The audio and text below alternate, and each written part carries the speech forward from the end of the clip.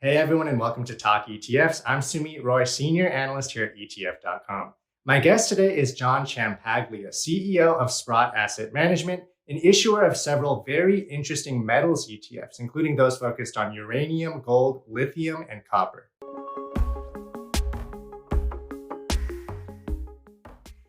John, welcome to the show. Thanks for having me.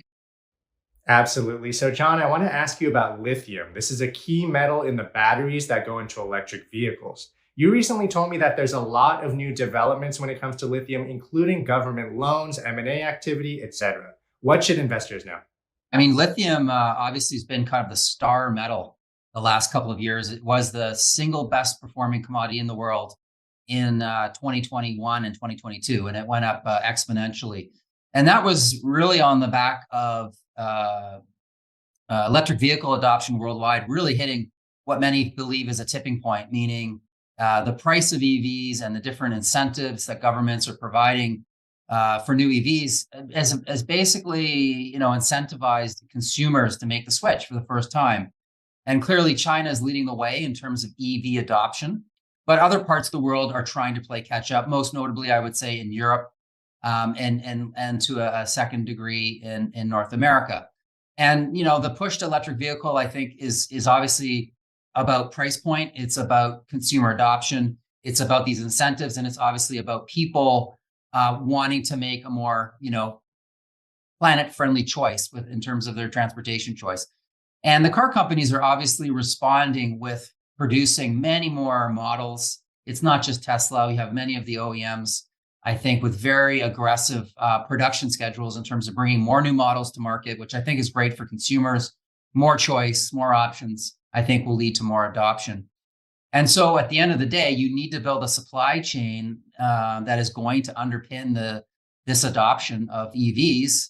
And countries such as the United States, Canada, around Europe are obviously all scrambling around to transition their production from internal combustion engines to EVs. And what they all quickly figure out is that the key part of the strategy is obviously being able to secure enough of all the critical raw materials that go into the battery cells that are necessary to enable this transition. And lithium is one of the key ingredients, along with things like nickel and copper and cobalt and manganese and graphite. So there are many different critical minerals that are going to play key roles. Lithium, I think, has received most of the attention in the last 2 years because there has been a big shortage in lithium.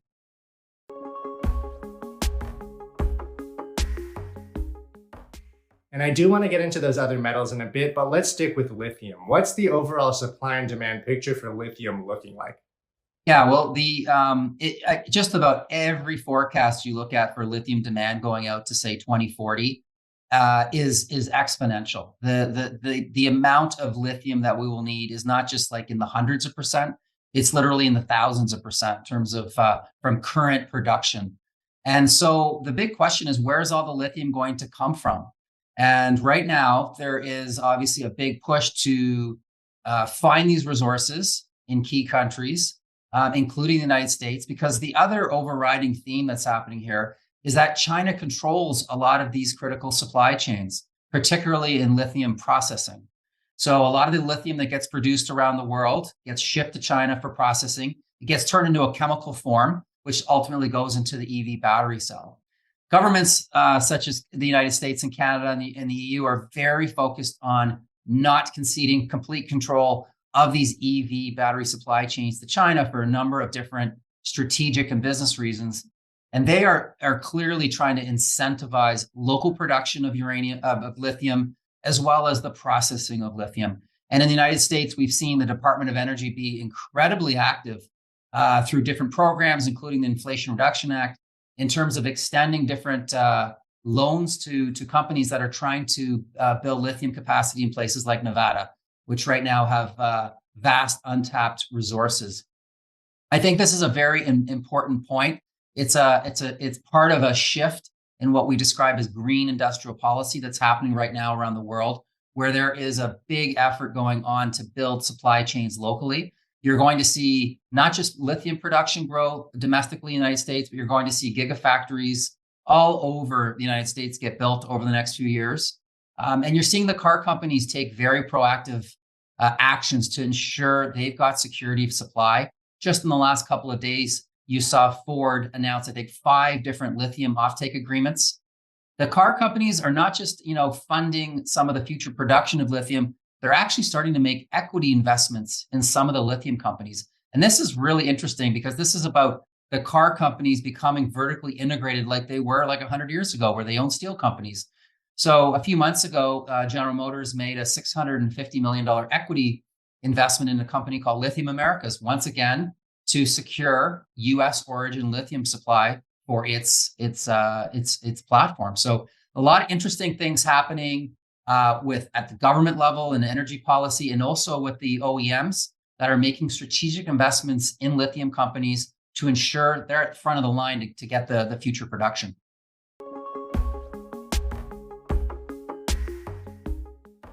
When you're talking about thousands of % increase in demand, that's certainly going to get investors excited.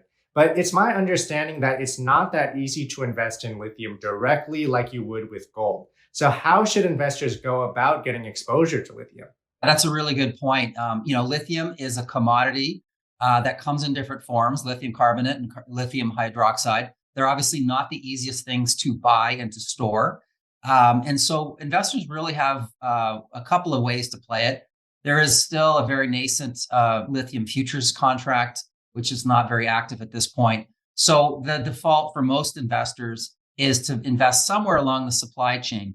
And at Sprott, we think the upstream part of this lithium supply chain is the most interesting. Those would be the companies actually producing lithium today through either brines or hard rock sources, which primarily come from Australia and Canada.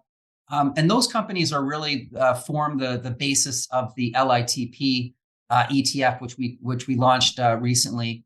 It's focused on the pure play companies that are best positioned to capitalize on this expansion of demand. So I think a lot of investors today are invested along the supply chain in lithium. So yes, they have exposure to the upstream companies, but they also have exposure to the downstream, which are the Teslas of the world and the other upstart EV automakers, some of the Chinese battery makers. But we think the real opportunity that's to come is in the upstream part of the sector. And that's why we designed this index in conjunction with the NASDAQ that's focused exclusively on the upstream producing companies.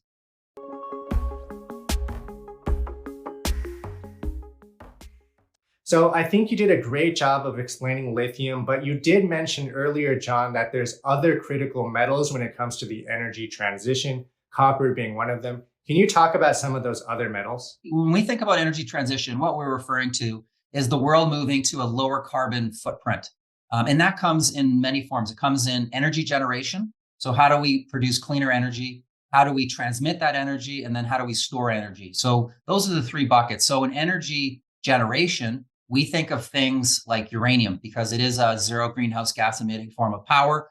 We think of silver. Why? Because a lot of silver is used for solar photovoltaic panels. And then for energy transmission, obviously the star there is copper. Copper plays a key role in energy transmission, as well as things like cabling. Quite a bit of copper is used in EVs relative to internal combustion engine vehicles. And then in energy storage, that's just another way of saying batteries. And the star there is obviously EV batteries driving most of the demand right now. We anticipate large scale grid storage to basically grow over time as well. But with EVs, you're really talking about a number of different battery chemistries, but the predominant ones in the West are nickel based. So these are either nickel, cobalt, manganese type batteries. And in China, lithium phosphate iron batteries are the predominant battery chemistry. These require large amounts of nickel and cobalt. And obviously lithium is kind of the common element across every battery chemistry in the world. So if you think about the transition to cleaner energy, more electrification, moving to electric vehicles, all of these things require lots of these different minerals, including things like graphite, which I did mention as well.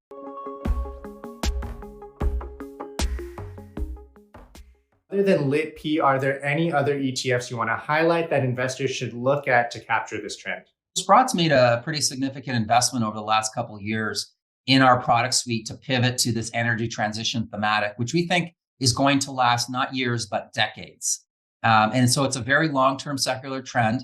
It will, be cyclical along the way and volatile, no doubt, but we think is a very large, a long-term and large capital investment in infrastructure that's going to happen globally to enable this transition to hit net zero in 2050, 2060.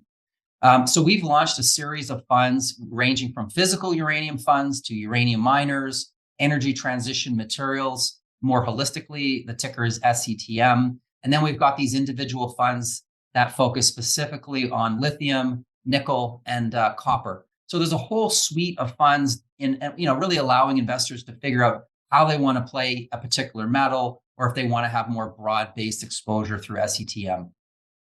Great lineup there and a ton of great information, John. Thanks so much for your time. Thank you for having me. Appreciate it.